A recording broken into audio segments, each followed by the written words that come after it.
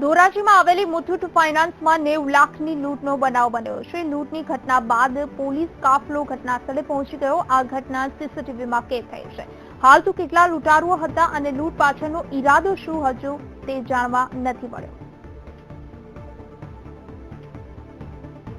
આ અંગે વધુ માહિતી સાથે અમારા સંવાદદાતા અનિરુદ્ધ નકુમ અમારી સાથે ફોન લાઈન પર જોડાયા છે।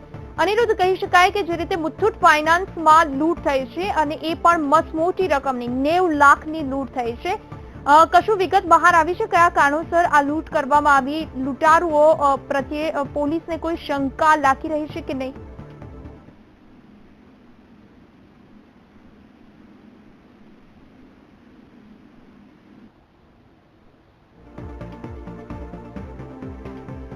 મહત્વનું છે, મુથુટ ફાઇનાન્સ પેઢીની આ ઘટના છે। જે રીતે લૂંટનો તરખાટ આ લૂંટારુઓએ મચાવ્યો છે તે સમગ્ર ઘટના સીસીટીવીમાં કેદ થઈ છે। ધોરાજીની આ ઘટના છે। ધોરાજીની મુથુટ ફાઇનાન્સ કંપનીમાં લૂંટારુઓએ લૂંટનો કહેર મચાવ્યો। 90 લાખ રૂપિયાની લૂંટ કરી આ લૂંટારુ ફરાર થઈ ગયા છે, પરંતુ તેમના તમામ કારનામા સીસીટીવીમાં કેદ થયા છે। વીટીવી પાસે એક્સક્લુઝિવ દ્રશ્યો છે, આપે ટીવી સ્ક્રીન પર જોઈ શકો છો। આ લૂંટારુઓ જે રીતે લૂંટનો કહેર મચાવી રહ્યા છે।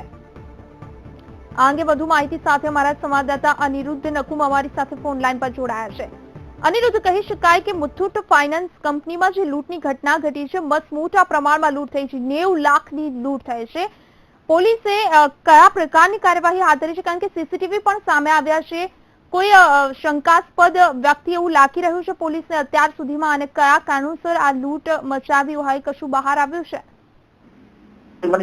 રાજકોટના ધોરાજી શહેરની વાત કરવામાં આવે તો આજે વહેલી સવારે જે કંપની છે તેમાં વહેલી સવારે જયારે ખુલે ત્યારે સ્ટાફ આવી ગયો, ત્યારે બે યુવાનો એક યુવકના હાથમાં બંદૂક હતી અને તેઓ લઈ અને લૂંટ ચલાવી હતી। રોકડ પૈસા અને દાગીના સોનું પર લૂંટ ચલાવી અને ટોટલ રકમ 90 લાખ રૂપિયાની લૂંટ ચલાવી તેઓ ત્યાંથી પલાયન થઈ ગયા। એસપી અંકલેશને ખબર પડતા તેઓ ત્યાં દોડી ગયા હતા અને આખા સૌરાષ્ટ્રની અંદર નાકાબંધી કરી દીધી। ઉપરની સીસીટીવી કેમેરાની અંદર બંને આરોપીઓના મોઢા ચહેરા એકદમ સ્પષ્ટ દેખાય છે, તેના કારણે પોલીસને તેઓને પકડવામાં સહેલાઈતા રહે અને અત્યારે પોલીસે ચારે બાજુ દિશાઓમાં તેઓ લોકોને પકડી લેવા માટે ધમધમાટ શરૂ કરી દીધો છે। બિલકુલ અનિરુદ્ધ, આપનો આભાર સમગ્ર માહિતી આપવા બદલ। સીસીટીવીમાં આ બંને આરોપીઓના ચહેરા સ્પષ્ટ દેખાઈ રહે છે, જેના કારણે પોલીસે ચારે તરફ નાકાબંધી કરી હાલ આ અંગે વધુ તપાસ હાથ ધરી છે।